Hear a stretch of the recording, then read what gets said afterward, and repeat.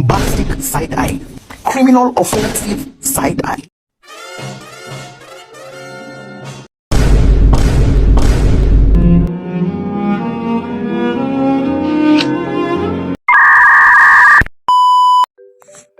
Assalamualaikum warahmatullahi wabarakatuh. Halo adik-adik, bagaimana kabarnya pada hari ini?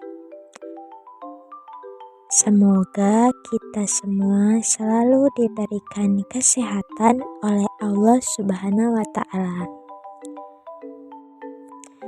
Adik-adik, jangan lupa menyiapkan pulpen atau pensil dan buku untuk mencatat materi yang rasa kalian penting.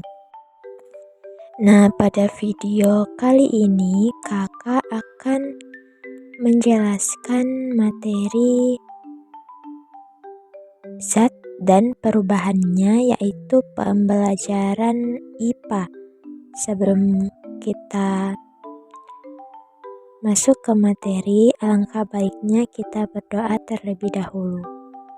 Doa sebelum belajar. Bismillahirrahmanirrahim. Raditu billahi rabba wa bil islami dina wa bi muhammadin nabiyya wa rasulah. Rabbi zidni ilman warzuqni fahman. Artinya, kami ridho Allah sebagai Tuhanku, Islam sebagai agamaku, dan Nabi Muhammad sebagai Nabi dan Rasul. Ya Allah, tambahkanlah kepadaku ilmu dan berikanlah aku pengertian yang baik. Nah, adik-adik tahu tidak apa sih zat itu? Jadi, pengertian zat adalah sesuatu yang menempati ruang dan memiliki massa. Menempati ruang berarti benda dapat ditempatkan dalam suatu ruang atau wadah tertentu, sedangkan massa benda dapat diukur baik dengan perkiraan atau dengan alat tertentu seperti neraca. Dua zat tidak dapat menempati ruang yang sama dalam waktu bersamaan. Setiap zat materi terdiri dari partikel-partikel atau molekul-molekul yang menyusun zat tersebut.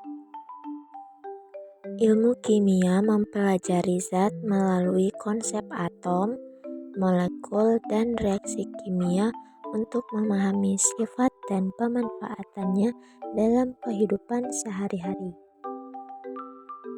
Wujud zat adalah manifestasi keberadaan dengan bentuk dan sifat unik yang membedakannya. Memahami wujud zat membantu pemahaman tentang sifat dan interaksi zat dengan lingkungannya. Berdasarkan wujudnya, zat terbagi menjadi 3 jenis, yaitu zat padat, zat cair, dan zat gas. Yang pertama itu zat padat. Zat padat memiliki volume dan bentuk tetap dengan struktur molekuler teratur. Contohnya adalah batu, logam, dan kayu. Kekuatan dan kekakuan zat padat bermanfaat dalam konstruksi dan pembuatan alat.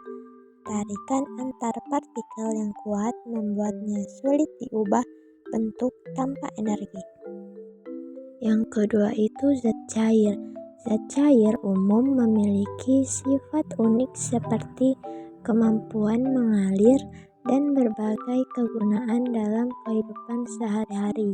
Ada berbagai jenis zat cair seperti air, minyak, dan cairan kimia dengan peran yang penting untuk dipahami. Yang ketiga, gas. Gas adalah zat yang mengisi wadah sesuai bentuknya. Molekul gas bergerak acak dan mengisi seluruh ruang. Sifat gas dipengaruhi oleh tekanan, suhu, dan volume. Contoh gas: oksigen untuk bernafas, karbon dioksida saat bernafas.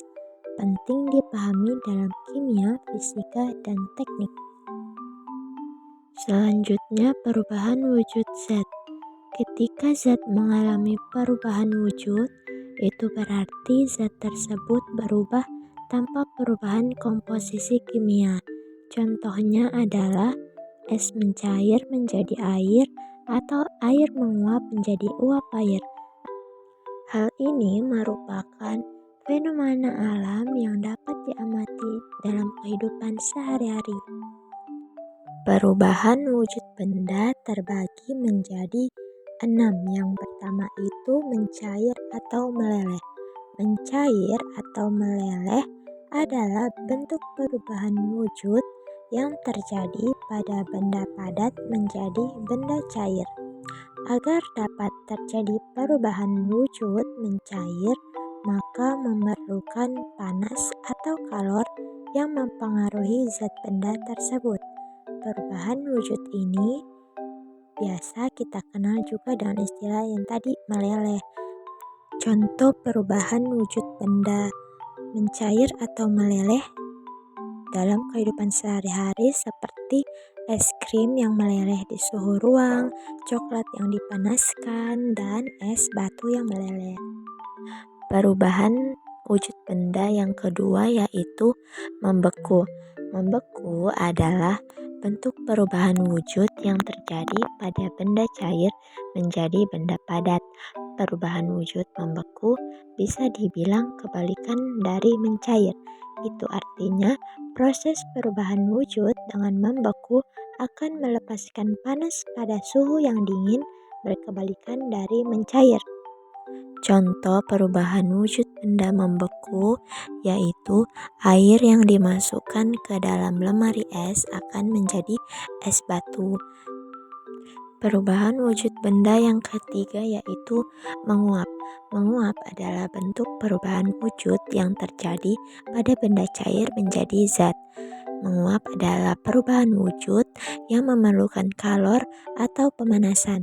Perubahan tersebut tidak hanya terjadi pada zat cair, namun bisa terjadi di dalam tubuh manusia. Contoh perubahan wujud benda menguap yaitu air yang dimasak kelamaan akan habis, atau bensin yang dibiarkan di udara terbuka lama-lama akan habis. Perubahan wujud benda yang keempat yaitu mengembun. Mengembun adalah bentuk perubahan wujud yang terjadi pada benda gas menjadi benda cair.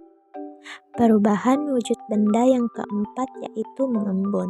Mengembun adalah bentuk perubahan wujud yang terjadi pada benda gas menjadi benda cair. Pengembunan terjadi pada gas di udara yang dingin atau suhu rendah menjadi butiran-butiran air. Contoh peristiwa mengembun dalam kehidupan sehari-hari itu seperti misalnya bagian luar gelas yang berisi es batu akan basah. Terus rumput di lapangan menjadi basah di pagi hari, tetesan air di daun, kabut pada kacamata, dan mobil yang kehujanan. Perubahan wujud benda yang kelima yaitu menyumlim. Menyumlim adalah bentuk perubahan wujud yang terjadi pada benda padat menjadi material gas. Contoh perubahan wujud benda menyumlim adalah kapur barus yang disimpan di lemari pakaian lama-kelamaan akan habis karena menyumlim ke udara. Perubahan wujud benda yang keenam yaitu mengkristal adalah bentuk perubahan wujud yang terjadi pada material gas menjadi material yang lebih padat.